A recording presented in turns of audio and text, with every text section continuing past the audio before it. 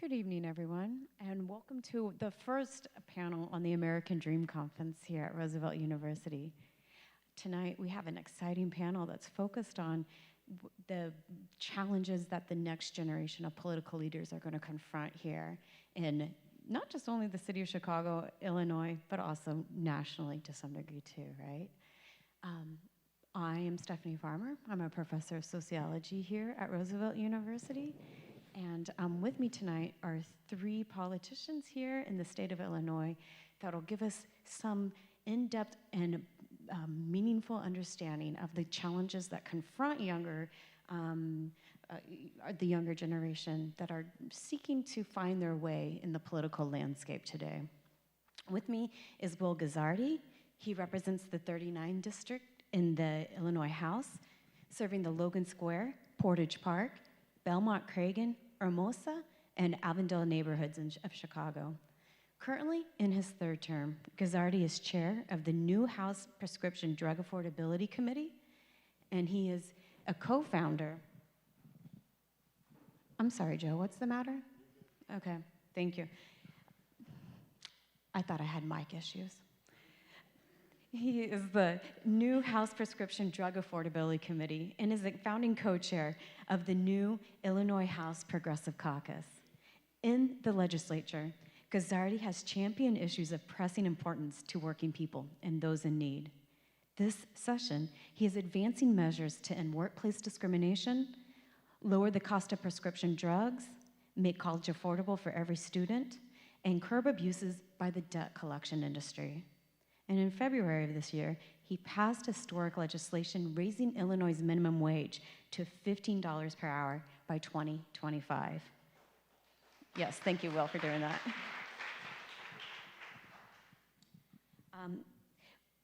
We have Erika N.L.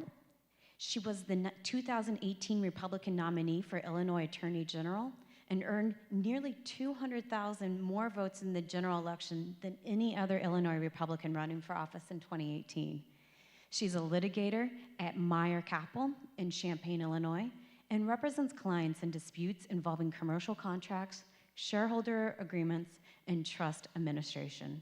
She also advises nonprofit clients regarding constitutional issues and risk management. Harold was crowned Miss America in 2013 and promoted the community service platform Preventing Youth Violence and Bullying. Harold spoke to more than 100,000 students about the consequences of bullying and discussed peer-to-peer harassment on numerous television shows, including Good Morning America, The Today Show, CNN Headline News, and PBS's Emmy Award-winning teen series, In the Mix.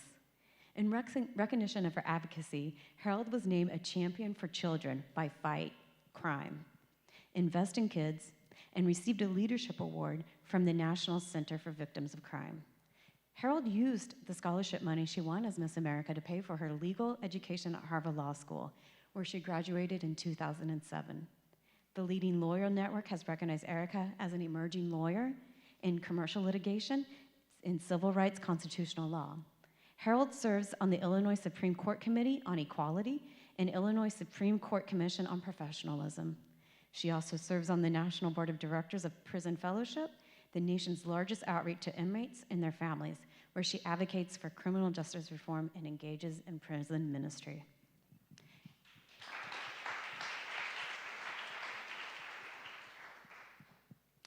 And we also have Lamont Robinson, state representative. Lamont Robinson Jr. is a lifelong Chicagoan who has dedicated his life to giving back to the city through public service and as a businessman, college professor, and director of a youth mentorship. A resident of Chicago's Bronzeville neighborhood, Representative Robinson was elected in the November 2018 general election to represent the sprawling Illinois 5th District that runs from Goethe Street on Chicago's north side to 80th Street on the south side. I mean, we're going to have to talk about gerrymandering now, aren't we, huh? Yes. I hope it's on the list. You can put it there.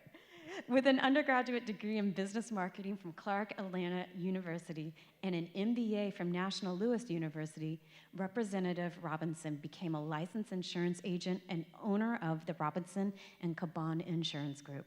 He also was a business professor at Harold Washington College and director of the Kappa Leadership Institute in Chicago, which provides guidance to young men and prepares them to go to college. He made history as the first LGBTQ African American to be elected to the Illinois General Assembly. The 5th District, yes indeed. And I'm going to quote Representative Robinson here when he says, "The 5th District is rich with potential. My work in Springfield and in the district focuses on social justice, community resources, education, and public safety to make sure everyone has the opportunity to live their full potential."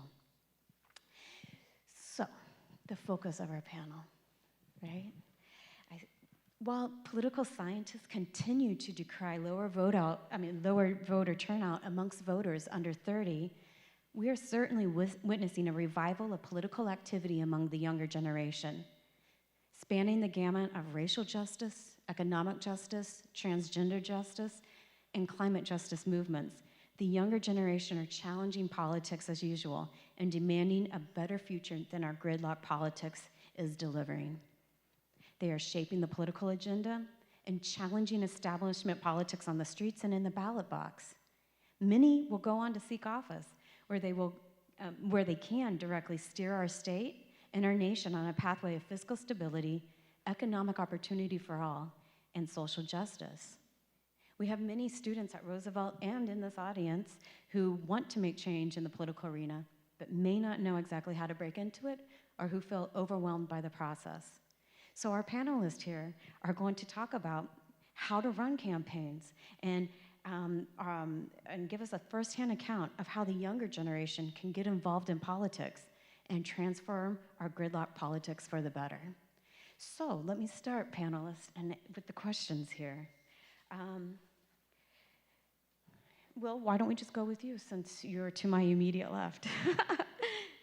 Why is it important for people to participate in politics at a time when so many people see governmental institutions failing the average person?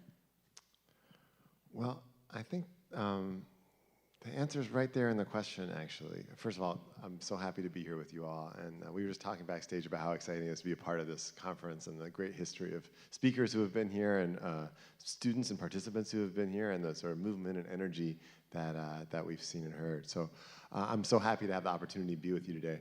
And you asked, why is it important to be a part of government when you see government failing to fulfill so many of its basic obligations? And I think that's exactly why, right? Because we are in this moment where the American dream feels and is profoundly out of reach for so many people, right? This idea that that we're going to build a better life than the lives of our parents, of our previous generations, that feels impossible to too many of us. And it's impossible not by some accident or by our, not trying hard enough, as some folks will, millennials, they're so lazy, they're sitting around their basement. We know that's not true, right? It's impossible, it's being denied to us by failures of public policy.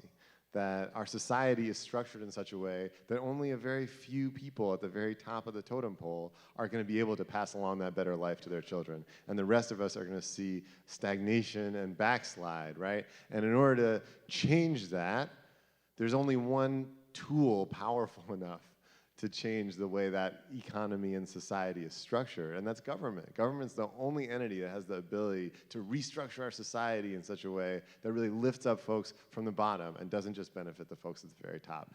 And right now, government is failing. It is failing to do that. It is fundamentally allowing the vast majority of us to get trampled by the forces of greed and politics and special interests. And if we want to stop that, we have to roll up our sleeves and get into the messy, ugly work of getting involved in government, getting involved in public policy, and using that instrument, government, to make our world a more fair and just place.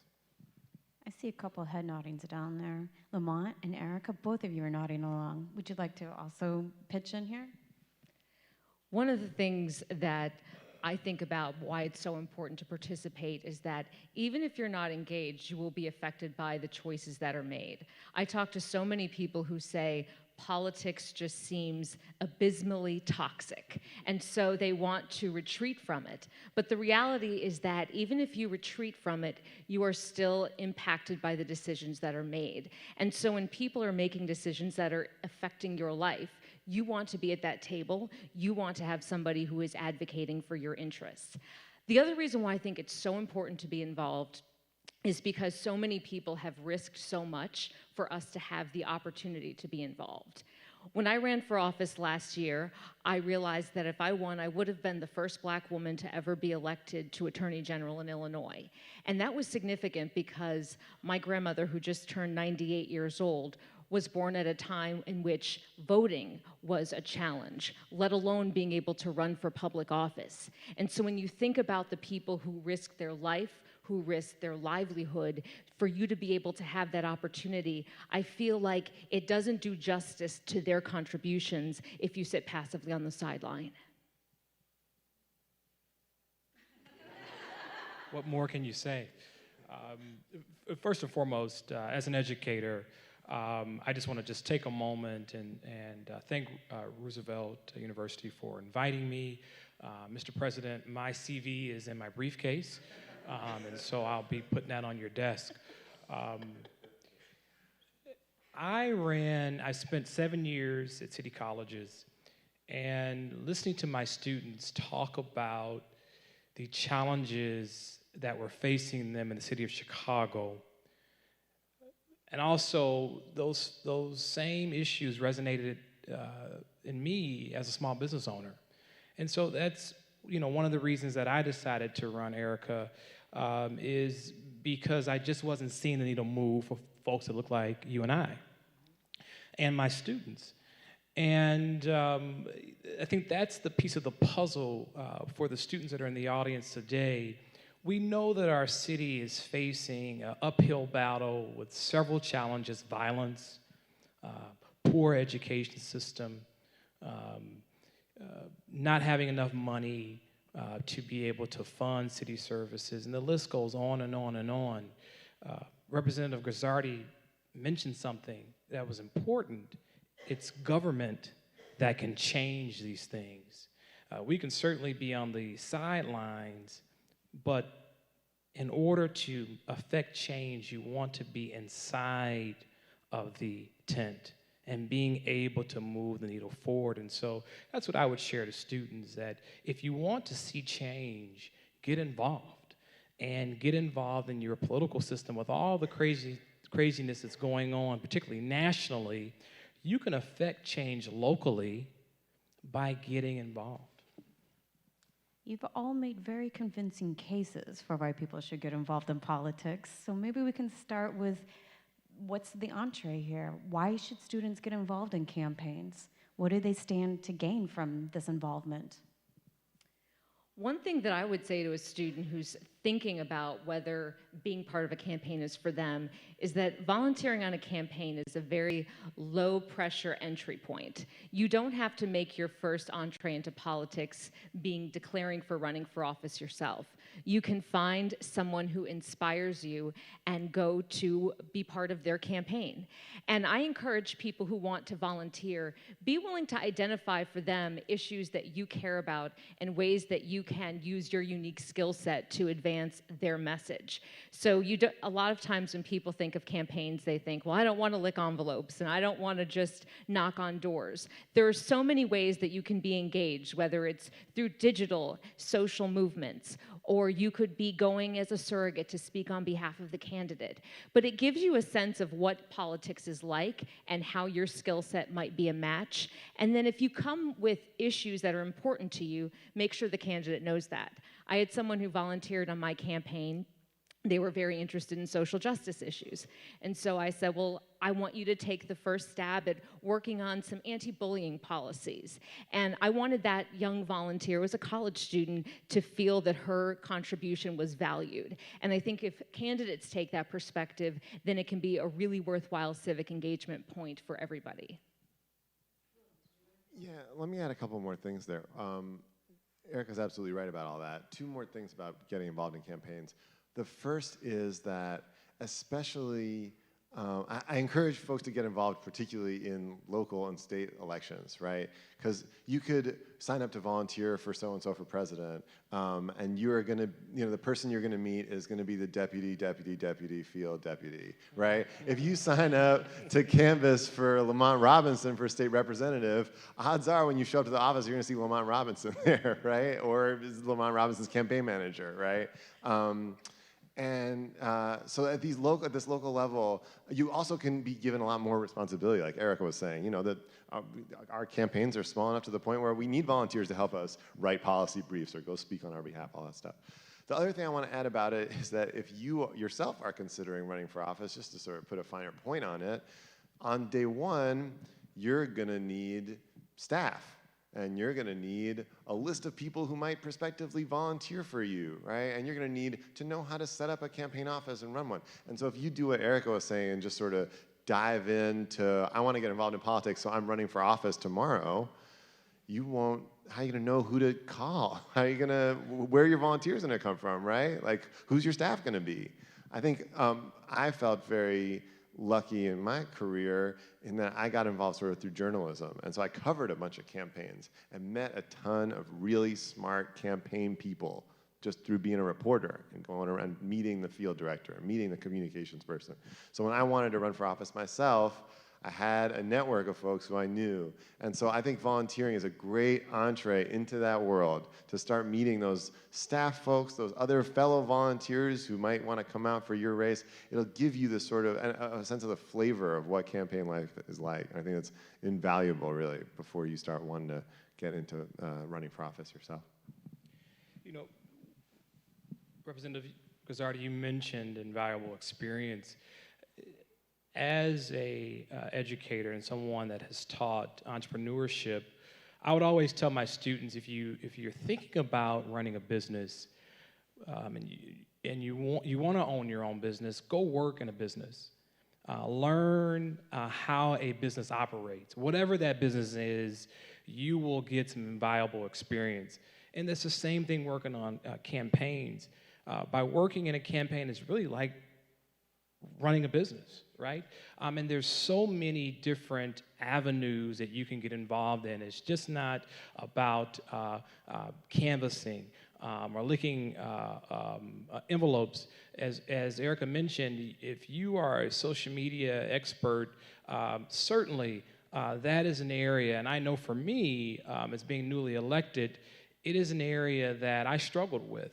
But it is a much-needed area in any campaigns now that you have Facebook and Instagram and Snapchat, and the list goes on. And so there are certainly key areas that are in a campaign that could fit your appetite and what your interests are. I'll give you a great example. I wanted to get involved in the mayoral campaign a couple years ago. When Karen Lewis, Chicago Teachers Union president, fell ill, I worked for Chuy Garcia in his campaign. Just by canvassing, low-level canvasser, going out into my community, sharing Chuy Garcia's information. And at one of the meetings, they asked that Chuy Garcia needed a driver. And I raised my hand. Well, through that campaign, I became Chuy Garcia's driver. I learned so much from that campaign by being with Chuy Garcia himself. At one point, it was just the two of us. And then it went from, they had a Chevy Suburban, and there was off-duty police officers, and we know the rest of that story. But I was able to zigzag the city with Chuy Garcia, listen to his insight, listen to other staffers that were riding with us. And I tell you, all of these things that I learned on that campaign helped me to have a successful campaign as a state representative. So you just never know when that information is going to resonate and help you later down the road. And so I will tell you to get involved in a campaign is really it's really a feeder into running a small business and or being an elected official later on and or being a campaign manager. There's so many different roads that you can travel down by just volunteering on a campaign that I think that would be invaluable for a student. Representative Robinson, as a young candidate, what were some of the challenges that you confronted in your campaign that were perhaps unexpected to you, or even expected, but they were still challenges nonetheless? Thank you for saying I'm a young candidate. I appreciate that. I'll accept it. For me, the largest challenge and I knew this again working on Chuy Garcia's campaign. It was two things: raising money, and how much time and effort that you had to take away from getting out your message to voters, on the doors, talking to people, going to events, but half of that time was spent calling folks and asking them to raise money. That was the biggest challenge for me. I enjoyed going out, listening to the issues and concerns for the voters in the 5th District, but I tell you, spending countless amount of hours, or we call it call time, trying to raise money, that was a struggle for me.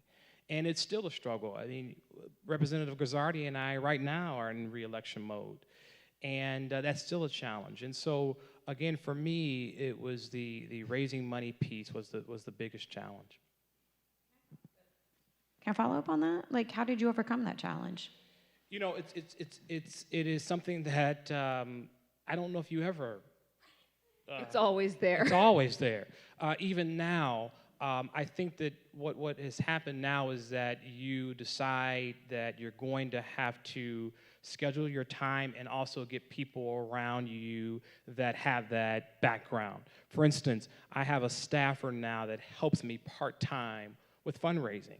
And so, again, along the way, you learn things, right? We talked about working on campaigns. You learn that you have to put people in different categories, in different places. And so now I have somebody that's assisting me with that I didn't have the first time around. I was doing it myself. And so these are things that you learn along the way that you have to put in place to make sure that you're successful. Yeah, it's funny that among this group, I think both the youngest and the person who's been in electoral politics the longest. I started running in 2011 when I was 24 years old. I lost my first race in 2012 and then won in 2014. I've been in office since then. So it's 8 years ago last week that I started my first campaign. And fundraising sucks just as much today as it did 8 years ago when I made my first fundraising calls. It's an unpleasant fact of campaign life for sure. And it's unfortunately a totally necessary feature of campaigns, right? It's definitely not true that the person with the most money always wins. However, there is a sort of basic threshold that you gotta clear if you wanna be a competitive candidate. In a race like mine, you need a couple of staff people, and you have to pay them a decent salary, and you need an office where volunteers can congregate and meet, and you need literature and materials, and you need to send some mail to the voters because you got to communicate with people. You're in a district that's a weird little zigzaggy shape, that tiny. So buying television ads is an extremely inefficient way to communicate, right? Because if you buy an ad for the whole city, most of the people who are watching it aren't your voters. The most efficient way to communicate in campaigns, at least at our scale, really is direct mail. And so you got a budget for sending 5 or 6 pieces of glossy mail to 15,000 households. So all that stuff adds up. And you have to figure out a way to come up with the money that you need to be competitive. And unfortunately, not all of us can send out an email blast to 100,000 people and ask them for $27 and fund their campaigns, right? Especially starting off for the first time, you don't have that network. So it is definitely a challenge, especially for young people, and you just have to be diligent about it, and you have to do the unpleasant, difficult, tedious, hard work of just calling everybody you've ever met and asking them for an uncomfortably large amount of money. And then 2 months later, calling them back and saying, thank you so much for that $500, Auntie. How you been?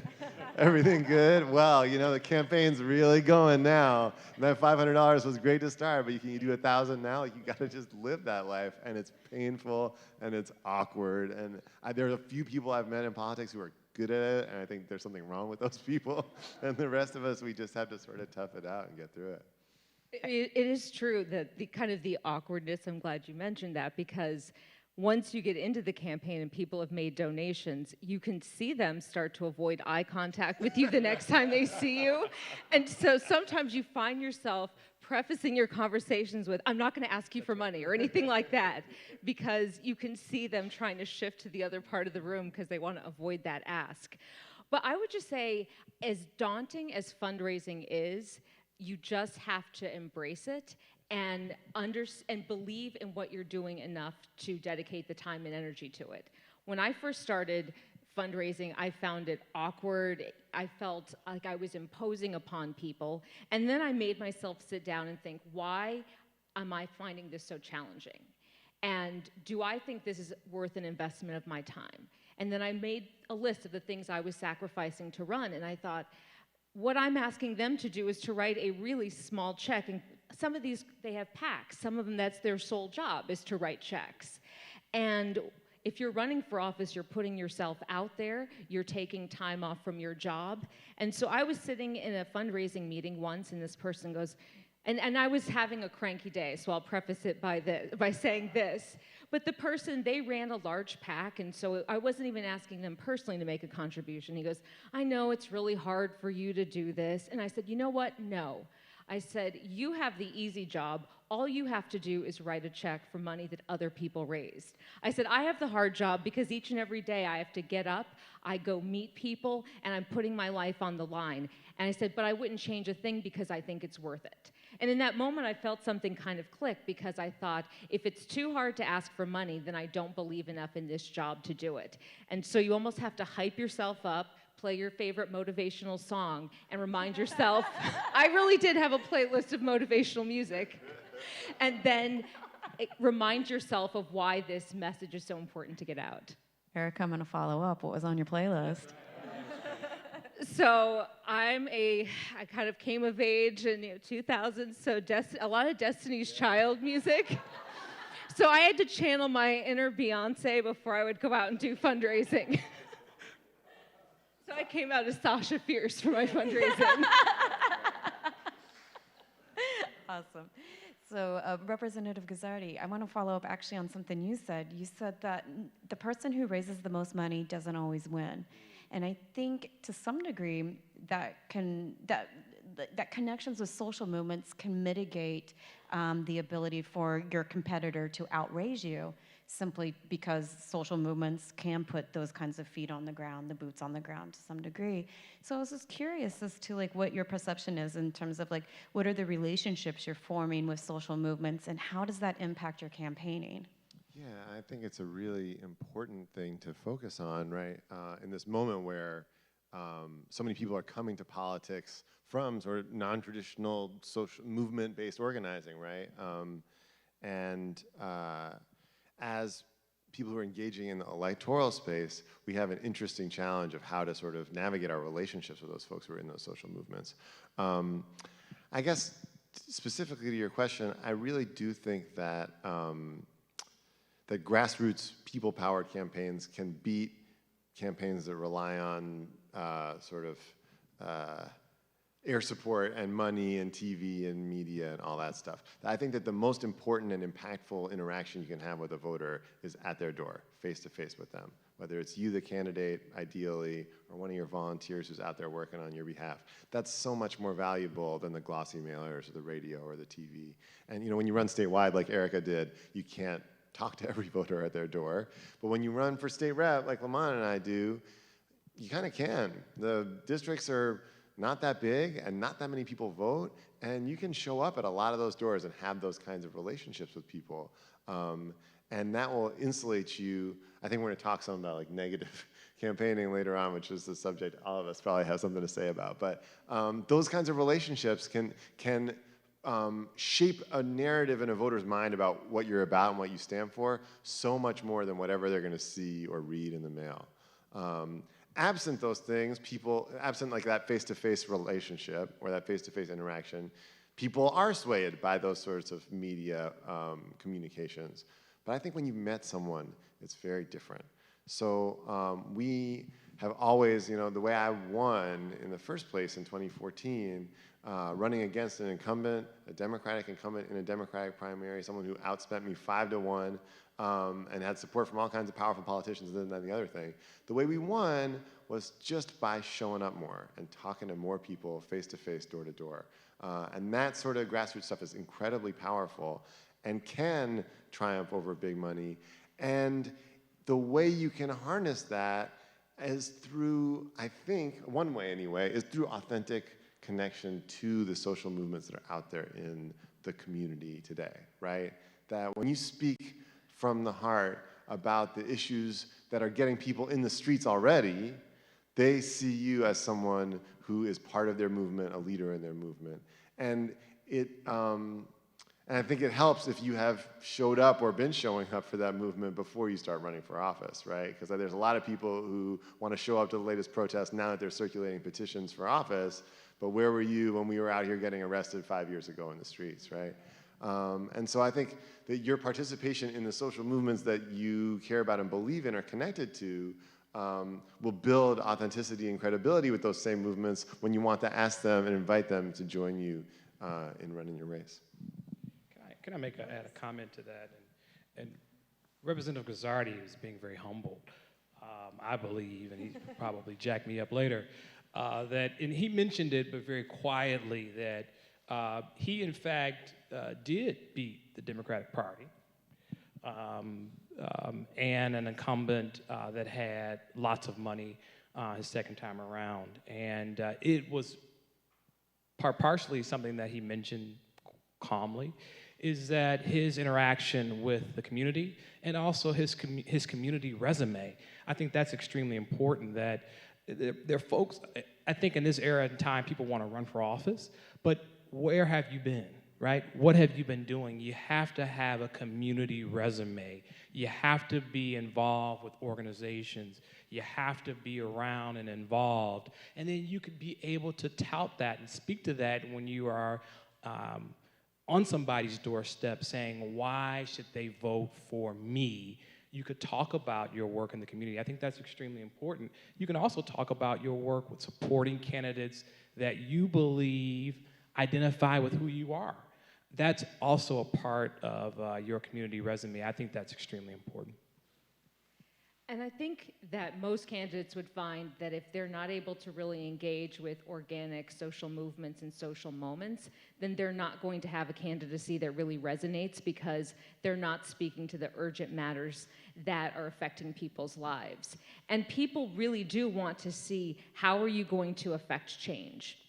We live in a very cynical time where people are used to being lied to, unfortunately. They're used to having their hopes raised to only see nothing happen. So part of the reason why it's so important to engage with social movements is you want to begin in a very early time building the coalition that you need, so that if you are elected, that you have the coalition to then actually help you affect that change.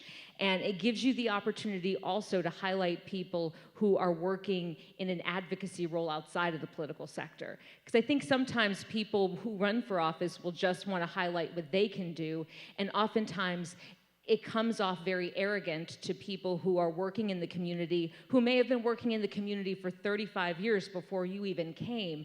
And so part of it is showing respect, saying these are people who laid a foundation for me to have this opportunity. And people take it personally if you don't show them that respect, because they really have earned it. Can I add one more quick thing? A word we talk about a lot in my office is co-governance.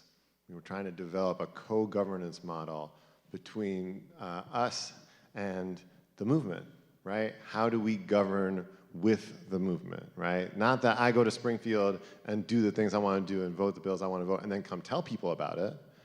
And also not that I am just a, sort of direct mouthpiece for what the interests of the movement are, but that we're in relationship, right?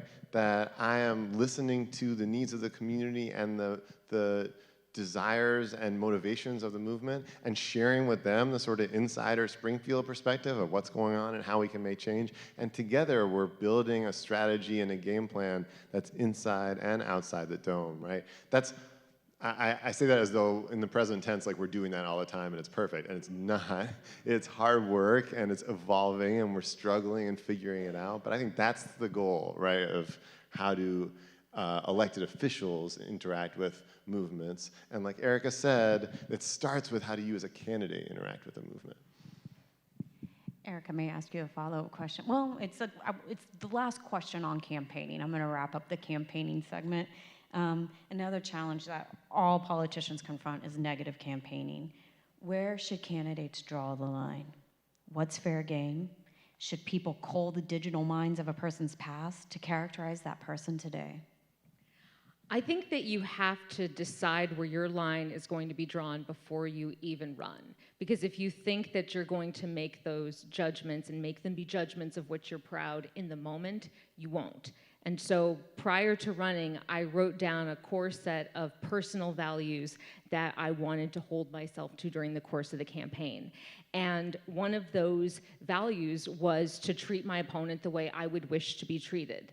And if you're drawing distinctions on policy, that's fair game. That's what politics is about. But if you're distorting what someone did, or if you're taking something in a way that is overly intrusive, or does something that would make another good person not wish to run for office, you have crossed the line. And one of the things that I think is most destructive about negative campaigning, it's not the harm to any one individual person, although that happens to people. It's the fact that so many good people who may have made mistakes in their past think, I'm not a perfect person, so I can't run for office, or I don't want one thing or one vote to be held against me. And we have to have, I think, a more grace-filled civil place in which people can grow, people can learn, and people can actually admit mistakes without having it be distorted and made into an ad where they find the most unflattering picture of you and put it to sinister music. Because I think those are the sorts of things that makes the average person think, I just can't do it. Representative Robinson, would you like to follow up on that? I would agree. The negativity, and we see that nationally, it's making many of us not even want to even get involved in politics at all, even volunteering. And I will go back to the start of this was to say that in order for you to affect change, you have to get involved.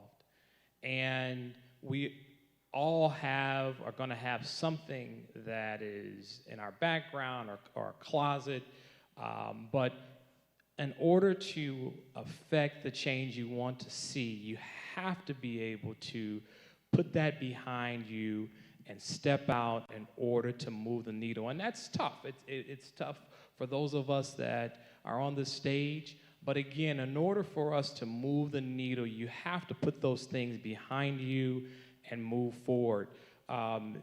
The political spectrum is I hate to say, a dog-eat-dog negative world. We all understand that. But again, we have to get new blood.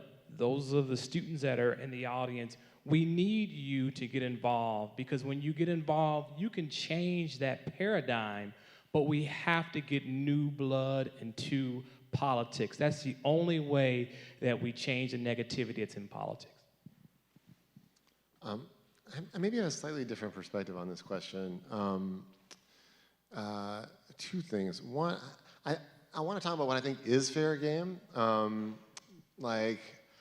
I think that if you wore blackface in your high school yearbook, that's fair game. That may seem like it's personal or it's in your past, but that speaks to who you are as a person and your core values and your judgment. Those are things that I think are central to what you're going to be like as an elected representative. And if you're apologizing for it now when it comes out in the media, If this is the first time you realize that that was a poor judgment and a bad thing to do, I don't want to vote for you, right? So I think that you asked the question about mining social media. Again, like if you tweeted out some racist stuff in 2011, and the first time you decide it's a problem is when someone brings it up on a campaign, I think that's absolutely fair game, right? And then, I mean, I have a sort of different perspective on this question too. I mean, that's not fair. I think all three of us probably were subject to some negative attacks during our campaigns of some kind or another. I just want to tell my story about it because it shines some light on this question, right? When I was in college, I wrote an article for my school paper. It was about criminal background checks, some policy thing about criminal background checks. And in it, I mentioned that these criminal background checks function kind of like the sex offender registry, where like you commit a crime and you serve your punishment for that crime, and then you're sort of sentenced again afterward, right? It's a sort of secondary punishment. And when I ran for office in 2014, my opponents sent like 15 glossy mailers about Will loves sex offenders. Will thinks that sex offenders should be near your kids. You shouldn't know who they are. They should be proud. I mean, seriously, like pictures of like photoshopped hands on a little girl's shoulders. Like, this is what Will wants for your children, over and over and over again. Like crazy stuff.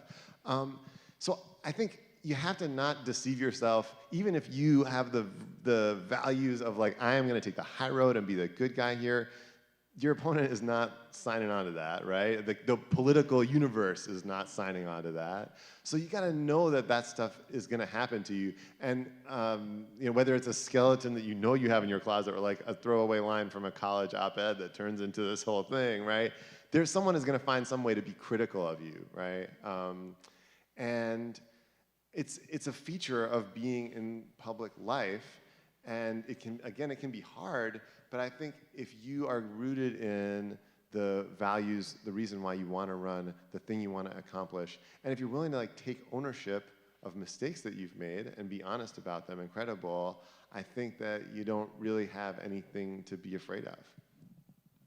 Representative Robinson, I'm going to move now into the realm of governing, right? And with young people getting involved in politics, in many cases, young people are making demands that run counter to the grain of establishment politics. I think on the left, you have people that are seeking some kind of progressive economic reforms, maybe some kind of like healthcare, universal healthcare, transgender rights, racial justice, transformation of the criminal justice system. And in many cases, like I said, it can run against the grain of established democratic politics. And then also on the right, I think like there's a whole cadre of like young Republicans that are coming up that also seek prison reform and are also more embracing of LGBTQ rights. And the thing that I'm thinking about is that when you are in office and you seek to move these kinds of platforms forward and you're going not up against only like the other party, but sometimes you're going up against the members in your own party. Have you come across that in your time in the legislature, and how have you kind of navigated those waters? Ooh, that's a tough question.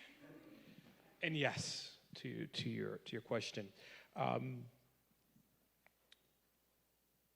Being the first openly Black member of the LGBTQ community, I didn't know what to expect once I got into the General Assembly. But I will tell you that I do have some overwhelming support. Will Guzzardi here has certainly supported many of bills that I have put forth that affect the LGBTQ community. But to your question, I will give example of one particular bill that we were able to pass, but it was difficult even on my side and my own party. and that was to be able to put LGBTQ history in our public schools. Friends, you would think that the only how do I want to say this? The only benefit to the LGBT community was like drag shows.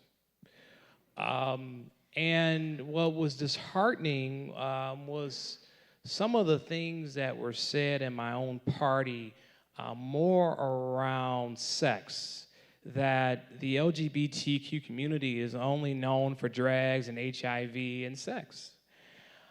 And I had to take a moment and step back, because remember, these are members of my own party that I have to work with. That, yes, I'm LGBTQ or part of that community, but I certainly have other bills, and I have a diverse district, and I have to work with these folks to be able to bring resources to my district. And so I had to step back and really think about that I had to educate my colleagues on why it was important to have LGBTQ history in schools. Number one, that suicide rates across the state of Illinois, across the country, come out of youth not being able to be supportive and being bullied. And so part of this bill was to save lives. And so I had to step back and really try to figure out how I can educate my colleagues on this important bill within my side of the fence, which is the Democratic Party. That was a huge challenge. And then once I was able to, and I wasn't able to win over everyone, but I was able to get enough votes to be able to get it out of committee. But then I also had to go over and work with my Republican counterparts and have the same conversations. But again, it was important to me that we were able to educate our youth that will educate their parents to not be homophobic and to talk about all of the great attributes that the LGBT community brought to society, that this bill, again, was a bill to save lives. And so, to your point, you have to, in politics, first of all, have to have thick skin. And you also have to know that you have to compromise and work with people that not always see where you're coming from, but to not take it personally. And spend time with people that are in your party, outside of your party, or totally against where you're trying to come from, but in order for you to kind of move an agenda. And that's one of the challenges for me was in the General Assembly, but it also was a rewarding experience because many folks just don't understand because they don't have the same life as I do. But I had to educate them on why this bill was important. And so to me, I think that for the students here, it's another reason that if you're different or you feel that you're different, that you have to get involved in politics because we need you. We need more voices to be able to educate people that are passing laws and amending laws across the states. And again, we need you because you can change the paradigm of somebody's thoughts. And Representative Guzzardi, I mean, I'd like to pose the same question to you because you are moving a robust progressive agenda forward in the Illinois House, and I'm just curious about like what are some of those obstacles that you're well, maybe would you first talk about what your progressive agenda is and what are some of the obstacles that you're confronting in moving that along? Sure. I mean, I think first I have to say that this was now Lamont's turn to be humble, and the work that he did on that legislation he was just describing, and particularly the conversations that he had behind closed doors in our Democratic caucus meetings with our colleagues, It was phenomenal and deeply moving for me to watch, for you to be such a powerful spokesperson for why that issue mattered. And in the face of people saying at times some really ignorant and thoughtless things, truly. So you were a portrait of courage and integrity in that moment, and I think that is not to be overlooked. Yeah, this is the sort of, really the challenge, this question is sort of the challenge of this political moment, I think, for us, right? Because in Illinois, Democrats control the House and the Senate and the governor, right? So we can, if Democrats can all agree on something, we can make it law, right? But so now the question is, what do Democrats really believe that we ought to be doing as a state? And that's a question that's sort of an internecine question that we're trying to hash out as a party. And I think that we saw this year the achievement of a lot of really big changes that we've been fighting for a long time, raising the minimum wage and legalizing recreational cannabis and passing a budget that fully funds our priorities and attempting to make our tax structure more fair, to ask rich people to pay their fair share and fund our budgets that way. A lot of really big changes, a big expansion of protections for women's health care and abortion rights in Illinois. A lot of really big changes. And I think that conversation is going to persist as we, stay in power in these coming years. What do Democrats see as our vision for the state? And I'm sure that conversation is happening inside the walls of the Republican Party too. It's like, how are we going to pitch a vision for the state that voters are going to want to hear? And it's this very conversation is now happening at the highest level, right? In the Democratic Party anyway. It's happening at the presidential level. We're having this conversation nationally. It's a discussion of like, should the party promote a really ambitious, far-reaching agenda, a restructuring of society to make things more fair for everybody, right? Or should the party take a more moderate tack that tries to speak to the center, to the political middle, right? And it's my view, and the view that I have been espousing since I started running for office, that we're going to win people over with a vision, right? Not by serving them, lukewarm pudding. We're going to win people over with a big vision of how the world could be better. First of all, what's wrong with the world and how people are getting hurt and taken advantage of every day. And then what big transformational changes government could implement to make people's lives better. And I think that's how we're going to inspire people and excite people and win them over to our cause, not try to meet them in some sort of ill-defined nebulous middle where we think they might be, but to really plant our flag in the ground and say, this is what we stand for. Come join us. It's exciting. We're going to change the world and make it better for you. So I hope that that's the conversation we get to have at the national level, and it's one we're having right now in Illinois, which is very exciting. I'm dying to hear how this works in the Republican Party. Well, I think if you consider yourself a Republican but don't line up with them on all the issues, you have to be willing to fight for the things that are really important to you. And so to give you a specific example from my campaign, when I was running for Attorney General, most Republicans who run for Attorney General, it's this lock everybody up, throw away the key, and assume that that's going to be the panacea to address all issues. I have a very different approach. I've been involved in criminal justice reform and advocacy issues from that perspective for about 15 years. And I've gone into prisons myself, maximum security, juvenile, men's, women's, gone on death row, and I just bring a completely different perspective to it. And that's a very different sort of perspective than the normal Attorney General candidate would have for the Republican Party. But to me, to compromise on something like that would have made winning not worthwhile, because I wanted that job for a very specific reason and to effectuate a certain type of change. And so I spent time thinking, how is it that I can convey that sort of conception to Republican voters? Because you first have to win a primary among your voters. You don't just get to act as if everyone else doesn't matter. And I started thinking about what are the ways that I can describe my conception of criminal justice reform and tie it to values that people already believe.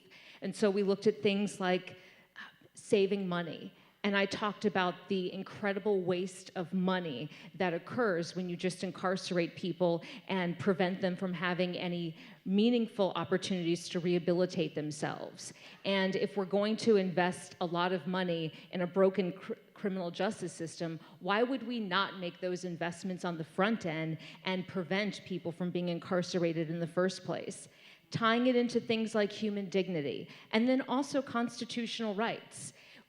The Republican Party often talks about the Constitution, and I talked about, let's talk about the due process issues and the equal protection issues and the disproportionate sentences that certain communities have, especially communities of color. That's unconstitutional. And so I talked about what I believed criminal justice systems should look like, and I tied it into those values, and I said, I'm willing to fight for this, because if this isn't where our party's at, then I wouldn't be proud to represent our party as Attorney General. Excellent. So, Representative Guzzardi, over the last decade, Illinois politics seems to have been stuck in gridlock, especially under the tenure of Governor Bruce Rauner, where we did go without a budget for almost 2 years, or a little over 2 years, in fact. What were the lessons that you learned in terms of how to move Illinois politics out of this type of impasse and towards a more functioning government? And how can the younger generation avoid these pitfalls? Well, I think the big lesson about the budget impasse to me, I think the reason why it was so hard to solve that problem was that the budget is about funding the basic workings of government. And in my view, on one side of the dispute was someone who didn't really care about government working. So the fact that the budget wasn't getting passed and the basic functions of government weren't being performed in many ways, that sort of was immaterial to one of the two parties in the dispute. But the lesson, I think, to me about that is that most people really do care about government, right? The reason why that person then went and lost his election real bad is that most people really do care about what government does for you. And that when we spend 2 years not paying for the basic services of government, it hurts people in a meaningful way. The social service agency down the street from you shuts their doors and your neighbors don't get the services that they need. The university has to cut programming or raise tuition just to keep its doors open, right? The public schools are facing cutbacks. All these ways in which government affects us in our day-to-day life, people felt them during those 2 years. People felt the hurt, even as much as we and sort of everyone involved tried to insulate regular people from the hurt of this budget crisis. People really felt it. So I think the lesson to me in this is that people still understand, as much as we sort of like pillory and defame the institution of government, people still believe in it. People understand that it's important, and people want it to work and are frustrated and angry that it's not working. But that doesn't mean they're ready to give up on it, right? And so I think that the lesson of that impasse was we have to find a way to make government work because people want to see it serve them and care about the services it provides. And Erika, did you want to follow up on that? I can offer a perspective of somebody who wasn't intimately involved in the negotiations. One of the things it seemed was that, for whatever reason, there wasn't the type of collaborative communication that could have occurred. You hear stories about a time in which people on different sides of the aisle could come together and really put the people's good in front of any sort of personal grudge or any kind of petty agenda.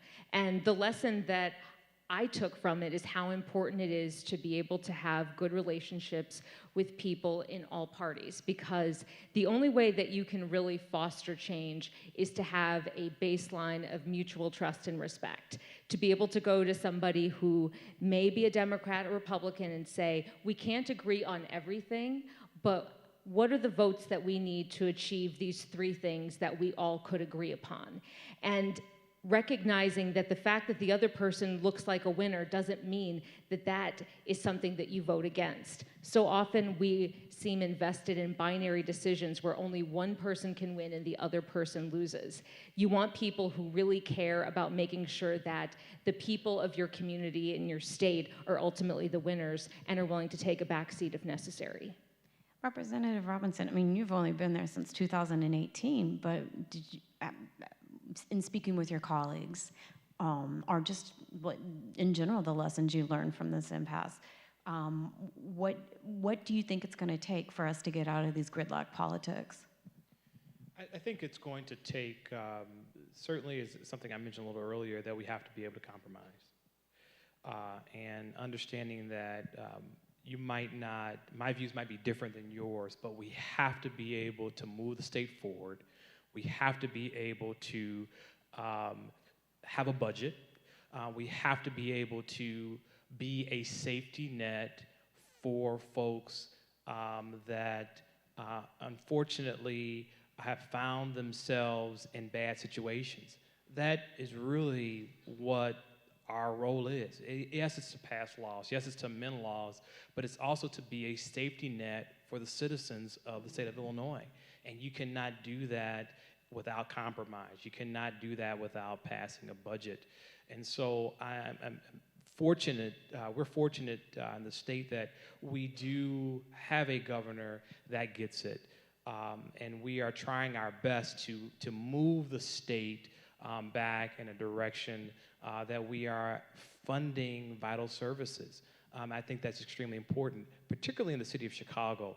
I think that the direct correlation to the violence that we're seeing is a direct correlation to not having services to be able to support organizations that are trying to stem violence, closing mental health facilities. All these things equate to the violence that we're seeing right now in the city of Chicago. And so, again, we all have to work together. The city, the state, the mayor just had a state of city address, and she mentioned that we have to work together on both sides of the aisle to move the state forward. So in order to give sufficient time for Q&A, I'm going to now conclude with the final question, and Ms. Harold, you get it. Well, in your view, how do you see the political terrain changing over the next 10 years? I'm going to just give you a limitation there, right? Are you optimistic that we will have a government that is functioning and responsive to the needs of its citizens, or should we expect more of the same? I'm an optimist, but I'm also a realist. And a couple of trends that I think will occur, I think because of the advent of social media and ways that people can crowdfund campaigns, I think you will see the formal political party structure have less power, but instead obviously opens up opportunities for people to be disruptors, as they would say. But my fear is that you will see people with large amounts of money be able to drown out other people. And we want people to come from all walks of life. We want people who work regular jobs to be representing us in government as well. And so I hope that we can see a place where you have an opportunity for the average person to be involved. But I think there are still going to be those headwinds financially at the top that make it very difficult for people, and that's why mobilizing and coalitions is so important. I think if there's one takeaway for a young person who wants to make a difference, your greatest moment may not be in the next 10 years running for office. It may be working to build coalitions and advocacy groups where you can make that larger cause's voice heard. Because the advent of money and the fact that you need so much money to be able to run creates real challenges for the average person. Representative Robinson, where do you see us in 10 years' time? You know, I am optimistic that if you look at, if I just give you an example of the General Assembly right now, that we have ushered in more women that we have in previous years. a governor that also has a very diverse cabinet. We look at the election of Mayor Lori Lightfoot. I think that the spirit of politics is moving in a positive direction. I will just continue to impress upon those of you that are students of this historic and great institution to get involved. We need you to get involved to continue to change this paradigm that we're seeing at the state and national politics. And so again, I'm very optimistic that we will continue to see the political landscape change, but we need many of you that again are students to get involved. And finally, Representative Guzzardi. I've just been sitting here thinking about this. I don't know what my answer is. I mean, I think that the trend of far-right nationalist populism that's happening all around the world, in America and in many other major countries in the world, right? In the EU and Russia and Latin America and Brazil, right? I mean, everywhere. That trend isn't going anywhere, and I think that I think the center is proving that it's not holding in the face of that trend. And either there's a real formidable, organized, and coherent counter to that movement in politics, right? A response to that addresses that speaks to populism in a way that doesn't come from nationalism and xenophobia, or else I think that we could be in real trouble. And I think that we, especially as the generations coming up, we have a real responsibility to be a part of trying to address that and trying to build the kind of politics that we believe in. Because as we know, the crises facing our country, our state, our planet are like impending. They're in our lifetimes. And if we let the status quo persist, if we let the forces of small-mindedness and division and hatred, if we let those be the thing that take over our politics because we don't want to get involved because politics is too icky, we're literally doomed. Not to end on a really gloomy note. So the way we're not literally doomed, the way we're going to save the planet and make the world a better place is by just rolling up our sleeves and figuring out a way to get involved in building a different kind of politics and a different kind of world. Well, now let's open up the floor to your guys' questions. I believe there's going to be a couple people that also have hand mics. So if you raise your hand, the people with the hand mics can pass those along to you. I have a question for, I guess, the entire board. A couple of questions. One, what would you do about money in politics? How much of a problem do you think that money in politics is what causes problems in the government, okay? And what would you do about it? And don't hesitate to suggest some extreme things, because I would too. And my other question is, how do you feel about term limits? I support term limits because I think that one of the reasons why you see such an issue with money is that incumbency can be used to insulate an incumbent from challengers. There are some things that I think everyone could agree would actually give more candidates access. One of the things that I think it was WTTW did in the last election cycle is they did candidate free time, and they gave every candidate running for office the opportunity to record a 2-minute video that was aired and then available on a website. And it's a way of making sure that every candidate, even if they didn't raise a certain amount of money, had the ability to at least have their message out. We'll never be able to completely level the playing field, I don't think, but you can certainly find ways for more candidates to be able to get their message out. Yeah, I think money in politics is a huge problem that's deeply corrosive. I've been working, as Stephanie mentioned at the beginning, on trying to regulate the prescription drug industry. And on one side is everybody in the world who gets sick sometimes, and on the other side is Big Pharma, who has $1 gazillion. And guess who's winning?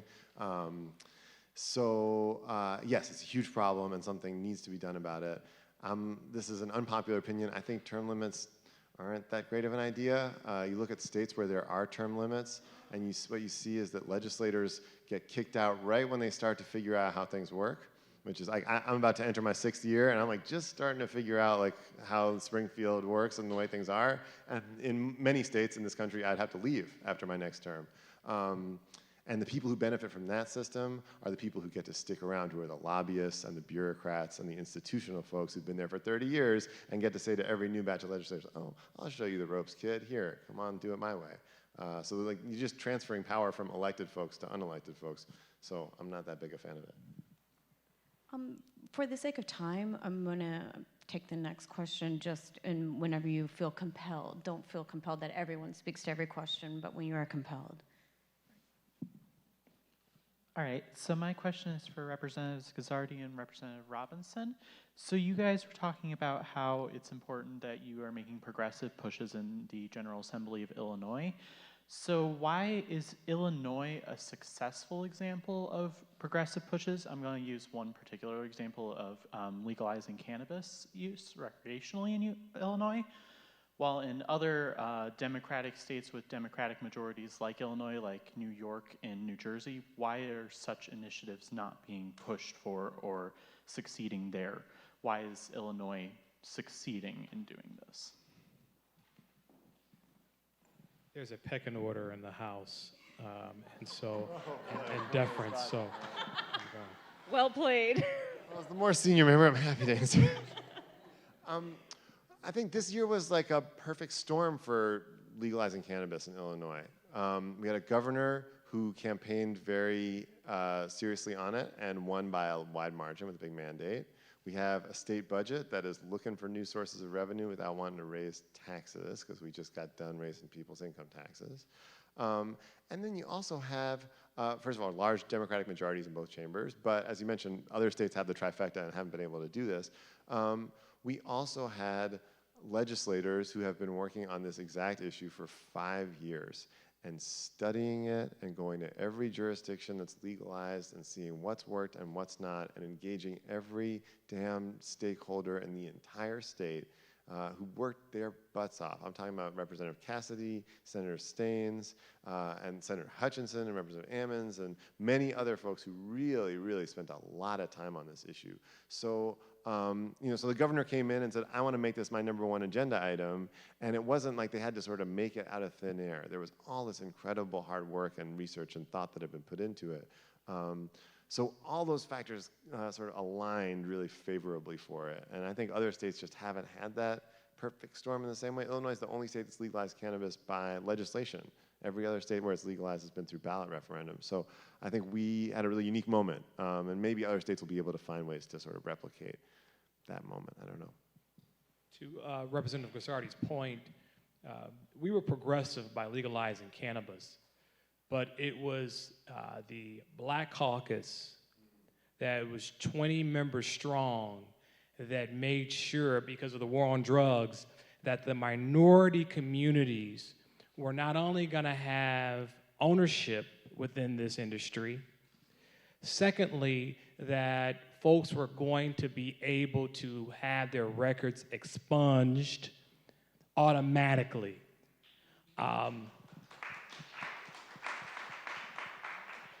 Also making sure that money from the sale of cannabis goes into communities on the south and west sides that have been affected on the war on drugs. So yes, we have progressive legislation, partly because of the governor, right? And us wanting to pass cannabis because it should have been passed, but also because of members in the General Assembly, specifically in the Black Caucus, wanting to make sure that folks that were affected on the war on drugs were going to be able to be involved inside and outside of the bill. And so it's a great question, and I just wanted to tell you even more so progressively, we have the most progressive cannabis bill within the country. For the sake of time, I'm only going to be able to take one more question. And we have a young man in front who's had his hand up for quite some time. Thanks, appreciate it. Before I ask my question, I gotta say hello to you, Professor Farmer. I'm a 70-year alumni, and I remember attending your class in the fall of 28. Which one was it? 2000, it was your intro to sociology class. That was 2008, so I still remember you. I can't believe I get to see you again right now, but.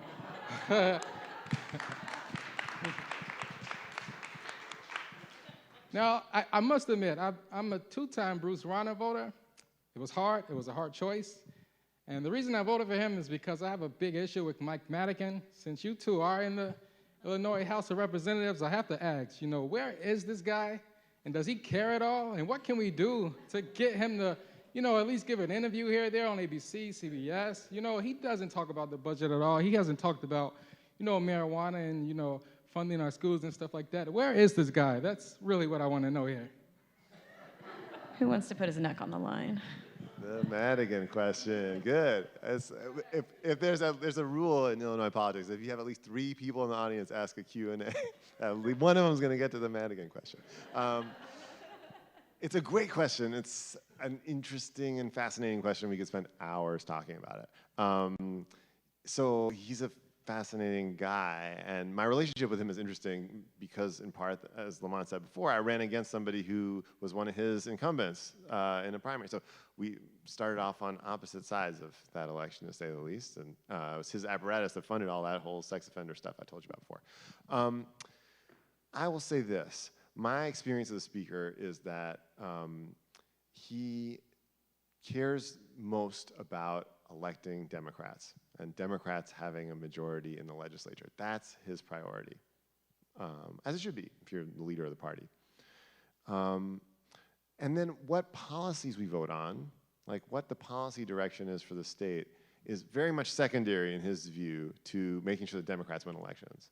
And that can be frustrating sometimes as somebody who cares about trying to change the world, right? It's like, wait, why aren't you talking about how we're going to change the world? But it's also a real opportunity in my experience, because if we can make a case to him as members, as legislators, if we can make a case to him that whatever policy initiative we want to work on is in the best interest of getting Democrats elected, then he'll be all for it. Irrespective of his personal views or his politics or whatever, he wants to get Democrats elected. So like on this prescription drug stuff, when I can show him polling that says that, an overwhelming majority of Democrats and even actually independents and Republicans think that the pharmaceutical companies are greedy, that government needs to regulate them, and we need to do something to stop the increases of drug prices, right? And I can say to him, listen, this is a good issue for our party to get behind. We got to get our members supporting this thing. Irrespective of what his sort of personal beliefs might be about corporate regulation or whatever, when you can show him the politics of something, he'll give you the green light. And so that's been my experience of dealing with a speaker, is that he's not progressive or anti-progressive or conservative or retrograde or liberal or whatever. He is someone who seeks to build power for Democrats. And whatever the avenue is that's going to do that is what he's going to sort of pursue as a policy measure. And that gives us, if we can build the political case and the sort of movement case for good policy and show that it's powerful, show that it's popular, show that it drives people to the polls, then we can get a lot of good stuff done. And we saw that this past year.